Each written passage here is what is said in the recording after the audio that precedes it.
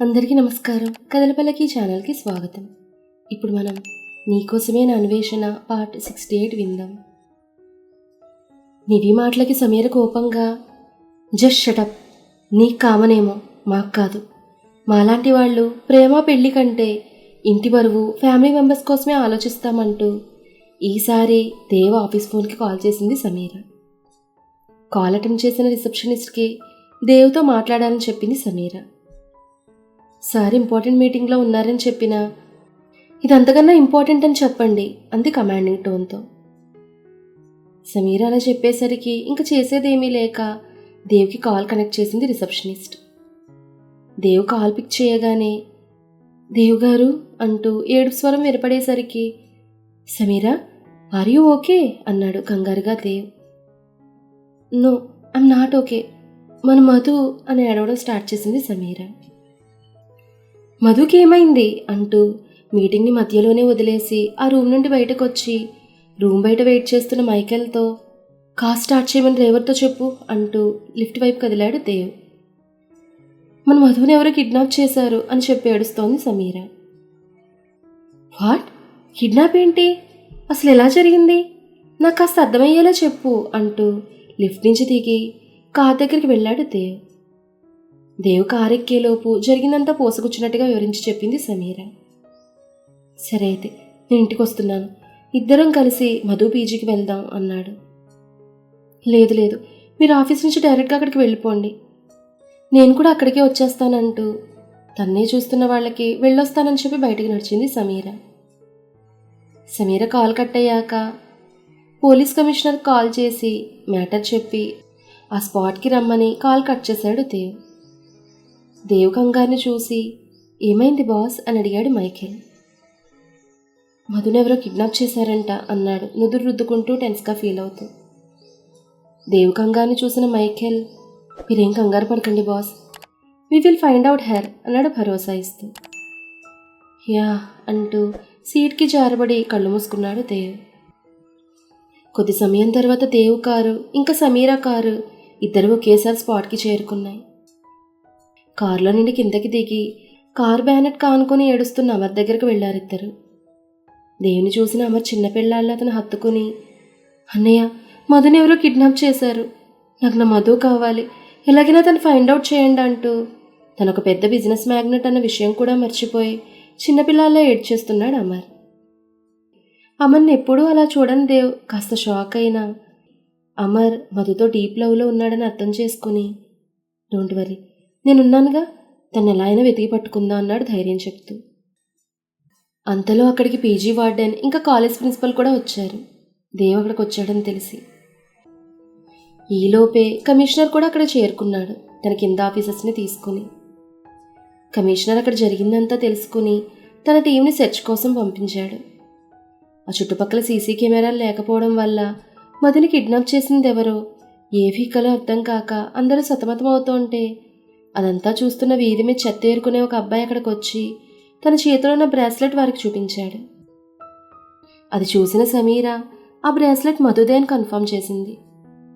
వెంటనే పోలీసులు అబ్బాయిని ఎంక్వైరీ చేయడం మొదలుపెట్టారు. మధుని కిడ్నాప్ చేసే సమయంలో అబ్బాయి అదే రోడ్డు మీద చెత్త కాగితాలు ఏరుకుంటుండగా కారులోకి మధుని ఎక్కించేటప్పుడు ఆ బ్రేస్లెట్ కింద పడిందని, ఆ కారు వెళ్ళగానే తన బ్రేస్లెట్ తీసుకున్నానని చెప్పాడు. కార్ కలర్ బ్లాక్ అని, మోడల్ గుర్తులేదని చెప్పడంతో అటు దగ్గరలో ఉన్న కొన్ని షాప్స్ ముందు సీసీ కెమెరాలను చెక్ చేసి ఆ కార్ని ఫైండ్ అవుట్ చేసి అది ఏ సిగ్నల్స్ దాటిందో నిమిషాల్లో పట్టేశారు పోలీసులు. మధుని ఎత్తికెళ్ళిన సూర్య ఆమెను సిటీకి దూరంగా కొత్తగా కన్స్ట్రక్షన్ అవుతున్న ఒక బిల్డింగ్లో కుర్చీకి తాళ్లతో కట్టిపడేశాడు. నన్ను వదులు అని గింజుకుంటోంది మధు. ఆమెకి ఎదురుగా కుర్చీ వేసుకుని దాని మీద కూర్చుని ఆ ముఖాన్ని తన ముఖాన్ని దగ్గరగా తీసుకుని తన ముఖానికున్న స్కార్ఫ్ను తొలగించాడు సూర్య. అంతే, సగం సగం కాలిన అతని ముఖాన్ని అంత దగ్గరగా చూసిన మధు భయంతో రెండు కళ్ళు గట్టిగా మూసుకుంది. మూసుకున్న ఆమె కళ్ళను బలవంతంగా తెరిపిస్తూ, ఒక్కసారి చూడ్డానికే నీకు భయంగా ఉంటే రోజు ఈ ముఖాన్ని నేను అద్దంలో చూస్తుంటే నాకెలా ఉంటుంది చెప్పు అన్నాడు కోపంగా. అతని కళ్ళల్లో కోపాన్ని చూస్తూ భయపడిన మధు, సారీ, నన్నేం చెయ్యకు, నన్ను వదిలేసేయ్ అంది బ్రతిమలాడుతూ.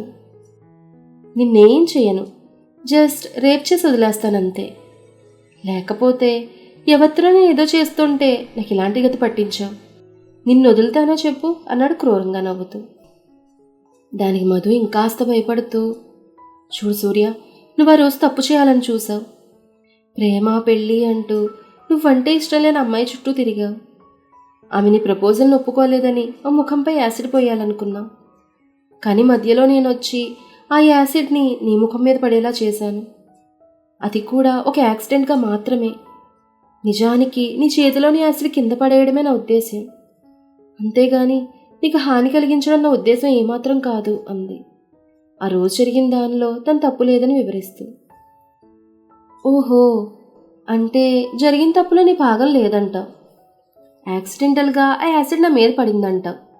సరే, అది వదిలే. ఇప్పుడు కూడా నా తప్పు లేకుండా నేను యాక్సిడెంట్గానే రేప్ చేసి వెళ్ళిపోతాను, సరేనా అంటూ ఆమె చేతికట్లు విప్పతీస్తున్నాడు సూర్య.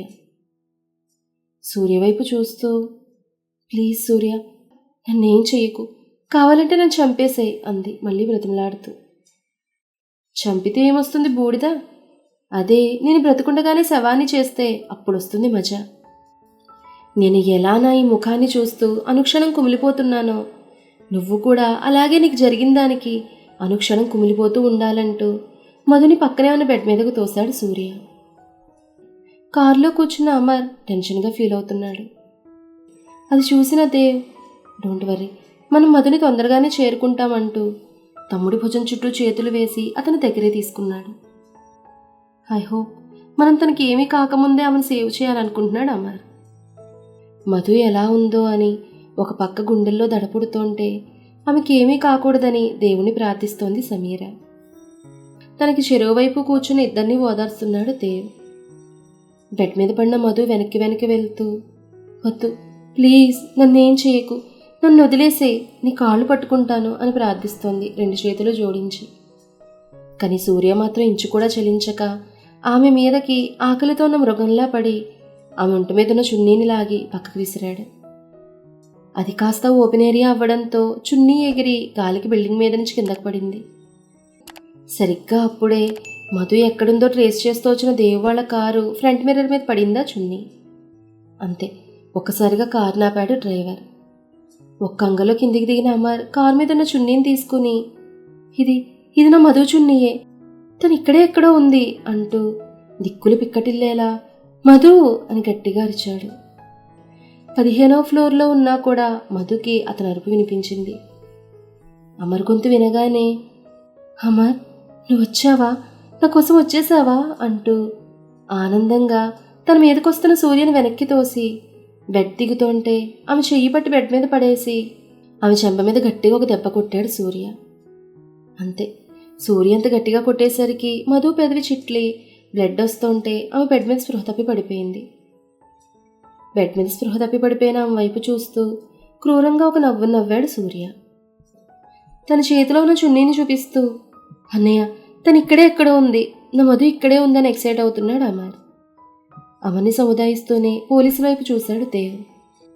ఎస్ సార్ అంటూ వాళ్ళందరూ తలో దిక్కుకి మధు జాడ కోసం సెర్చ్ చేస్తూ వెళ్ళిపోయారు. మధుని బెడ్ మీద వదిలి ముందుకొచ్చి కిందకు తొంగి చూసిన సూర్యకి కింద పోలీసులు, అమర్, దేవ్ వాళ్ళు కనపడేసరికి దీన్ని వెతుక్కుంటూ దీని ఫ్యామిలీ వచ్చింది. ఈరోజు దీన్ని ఊరికినే వదిలే ప్రసక్తే లేదు. ఏం చేయలేకపోతే కనీసం ప్రాణమైనా తీసి తీరుతానంటూ వెనక్కి తిరిగి తన వాళ్ళకి సైగ చేశాడు, కిందకు వెళ్ళి వాళ్ళ పని పట్టమని.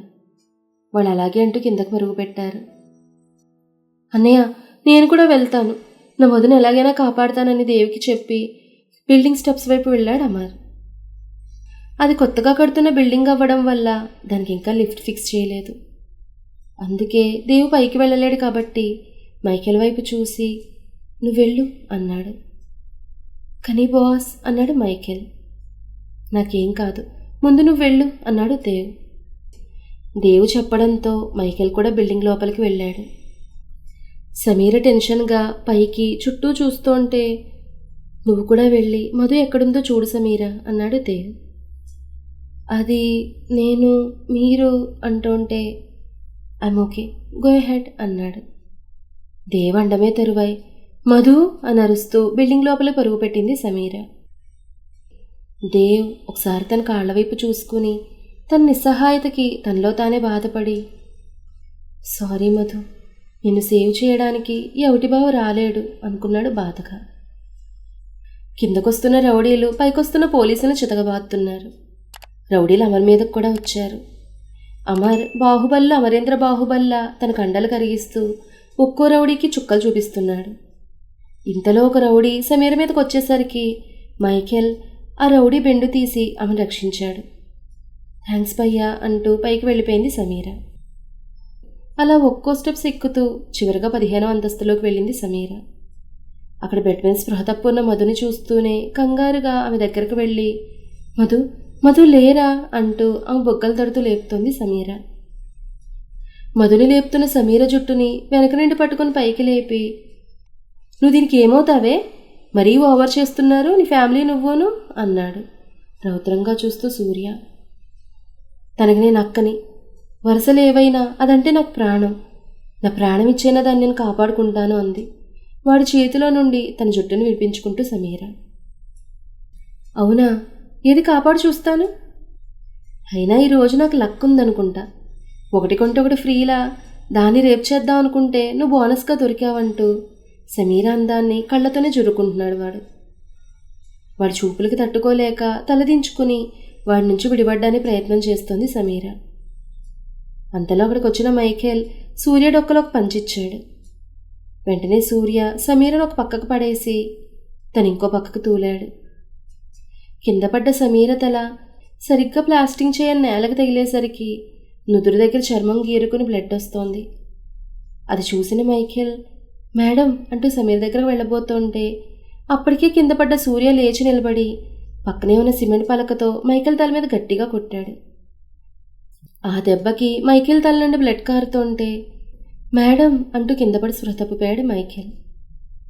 స్పృహ తప్పి పడిపోయిన మైఖేల్ని చూపిస్తూ, ఇప్పుడు ఎవడొచ్చి మీ ఇద్దరిని కాపాడుతాడో నేను చూస్తాను. ఓహో, నీ అవిటి మొగుడు వచ్చి మీ ఇద్దరిని కాపాడుతాడు అనుకుంటున్నావేమో, వాడు ఒక్క అడుగు కాదు కదా, ఒక మెట్టు కూడా ఎక్కలేడా వీల్ చైర్తో అంటూ పెద్దగా నవ్వుతూ కింద పడున్న సమీర్ చేయి పట్టుకుని తన మీదకు లాక్కుని, అయినా ఏమున్నావే, ఇంతందంగా ఉన్నావేంటే, ఆ మధు అందం నీ అందంలో సగం కూడా లేదు. అసలు ఇంత అందాన్ని ఆ విటివాడికి ఎలా ఇచ్చేశాడే దేవుడు. ఇంత అందం అడవి కాచిన వెన్నెల అవుతుందేమో అని బాధపడిన దేవుడు నాకు నువ్వు తారసపడేలా చేశాడు. ముందు నిన్న సొంతం చేసుకుని తర్వాత దాని పని చూస్తానంటూ సమీర నడుం చుట్టూ చేతులు వేసి ఆమెను మీదకు పొదువుకుంటూ ఎర్రగా ఊరుస్తున్న ఆమె పెదవులను అందుకోవడానికి ముందుకు వంగాడు. అంతే, ఎక్కడి నుంచి వచ్చాడో గాని పిడుగులా వాడి మీదకు దూకి చేతి దొరికిన చోటల్లా గాయాలు చేస్తూ వాడి ఒంట్లో ఒక్క ఎముక కూడా సరిగ్గా లేకుండా చేశాడు అమర్. ఒక వారం నుండి వీళ్ళని గమనిస్తుండడం వల్ల సూర్యకి వీళ్ళ గురించి అన్నీ తెలిసాయి. అమర్ కొట్టిన దెబ్బలకి సూర్య చెట్టు మొదలు ఒక పెట్టెన విరిగి కింద పడ్డట్టుగా కింద పడి గిలగలా కొట్టుకుంటున్నాడు. వాణ్ణి చూస్తూ ఇంతసేపు వాడు మాట్లాడిన మాటలకి కుములుకుములు ఏడుస్తోంది సమీర. ఏడుస్తున్న సమీరని దగ్గరకు తీసుకొని, ఏడవకండి వదిన, ఇలాంటి కుక్కలు 100 మురుగుతాయి, అవన్నీ మనం పట్టించుకోకూడదంటూ మధు ఏది అన్నట్టుగా చూశాడు. అప్పటి వరకు బెడ్ మీద ఉండాల్సిన మధు ఇప్పుడు బెడ్ మీద లేదు. అంతే, కంగారుగా మధు అంటూ చుట్టూ చూశాడు అమర్. గదిలో కూర్చుని ఏదో ఆలోచిస్తున్న కౌసల్యతో, అత్త, మధు మిస్సింగ్ అని బావకు తెలుసుంటుందా అంది నివి. ఈ పాటికే తెలుసుంటుంది అంది కౌసల్య ఏదో ఎత్తు వేస్తూ. మరి ఎలా, బావ కూడా దాన్ని కాపాడడానికి వెళ్ళుంటాడేమో కదా అంది నివి. వెళ్ళుంటాడు అంటూ ఇంకా ఆలోచిస్తూనే ఉంది కౌసల్య.